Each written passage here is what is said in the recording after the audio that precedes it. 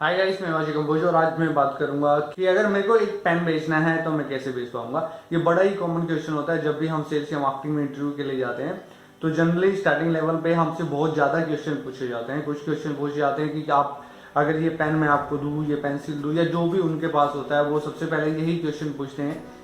कि अगर मैं आपको ये दूं तो आप इसको कैसे सेल आउट करोगे। एक्चुअली उस वक्त मेरे पास भी या ज्यादातर पर्सन के पास इस क्वेश्चन का ज़्यादा क्लियर आंसर नहीं होता, क्योंकि ना तो हमें नॉलेज होती है, हम नए फ्रेशर पास आउट होते हैं और कोई हमसे ये क्वेश्चन पूछेगा तो हमें सिंपल सा है कि मैं जाऊंगा, उसके फायदे गिनाऊंगा और ये करूंगा वो करूंगा, जो भी करूंगा, जो भी हमें उस वक्त के हिसाब से नॉलेज होती है तो हम वही कह के तो वही बोल के हम कन्विंस करने की कोशिश करते हैं कि इसको मैं ऐसे सेल आउट कर सकता हूँ।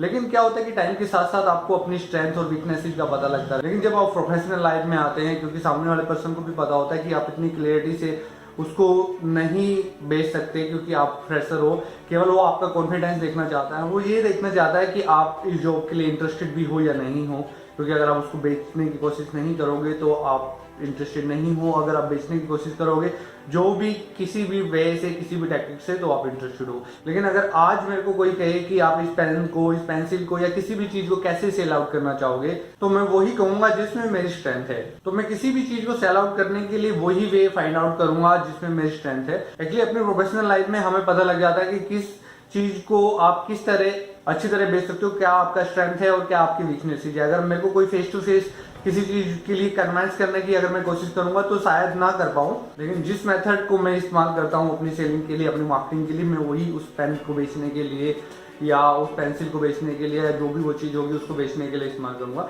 सबसे पहले मैं उसके बारे में ब्लॉग लिखूंगा, ये सोचूंगा कि सामने वाले पर्सन को उसका क्या फायदा हो सकता है, उसके बारे में डिस्क्रिप्शन दूंगा, उसके बेसिस पे वेबसाइट बनाऊंगा, पूरा कंटेंट इस बेसिस पे तैयार करूंगा कि उससे उसको सामने वाले पर्सन को क्या फायदा हो सकता है। तो डिफरेंट प्लेटफॉर्म्स पे डिफरेंट वे से मैं उसको प्रमोट करूंगा, उसको लोगों तक पहुंचने की कोशिश करूंगा। और उसके साथ साथ कहीं ना कहीं मैं कोशिश करूंगा कि जिस प्रोडक्ट को मैं बेचने जा रहा हूँ उसकी एडवर्टाइजमेंट, एटलीस्ट उसकी एक झलक उस हर रीडर को, उस हर व्यूवर्स को नजर भी आए, वो चीज फ्रंट पे उसको नजर भी आए जिस चीज की मैं सेल करना चाहता हूँ, जिस चीज को मैं मार्केटिंग करना चाहता हूँ। अगर मैं उसको B2C बेचना चाहता हूँ तो कहीं ना कहीं बाय नाउ का ऑप्शन भी वहां पे दूंगा, और अगर उसको B2B बेचना चाहता हूँ तो कहीं ना कहीं मैं अपने साथ एसोसिएट होने के लिए कहीं ना कहीं ऑप्शन दूंगा। चाहे मैं कॉन्टैक्ट फॉर्म बनने का वहां पे ऑप्शन दूं, चाहे मैं वहां पे कॉल टू एक्शन में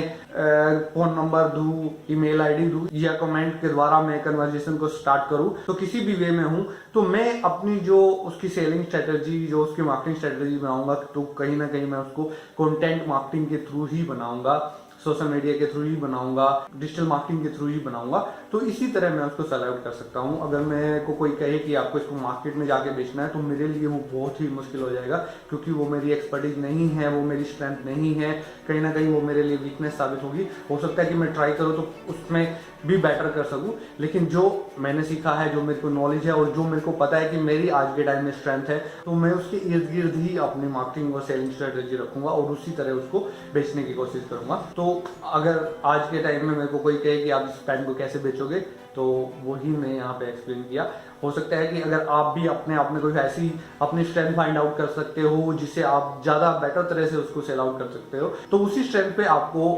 जोर देना चाहिए, उसको और बेटर उसको करने की कोशिश करनी चाहिए। तो अगर आप ये करेंगे तो कहीं ना कहीं आप में भी वो एबिलिटी बढ़ती जाएगी, तो आप अपने स्टार्टअप को काफी अच्छी तरह कर सकते हो। क्योंकि सेलिंग और मार्केटिंग किसी भी स्टार्टअप का सबसे मोस्ट इंपॉर्टेंट एस्पेक्ट होता है अगर हम स्टार्टअप की बात करते हैं, अगर हम बिजनेस की बात करते हैं। क्योंकि अगर आप नहीं बेचोगे कोई चीज तो आपके पास फंड नहीं आएगा, आपके पास पैसा नहीं आएगा, और बिजनेस को चलाने के लिए आपको पैसे की जरूरत पड़ती ही पड़ती है। उम्मीद करेंगे ये इंफॉर्मेशन आपको अच्छी लगी होगी। Thanks for watching.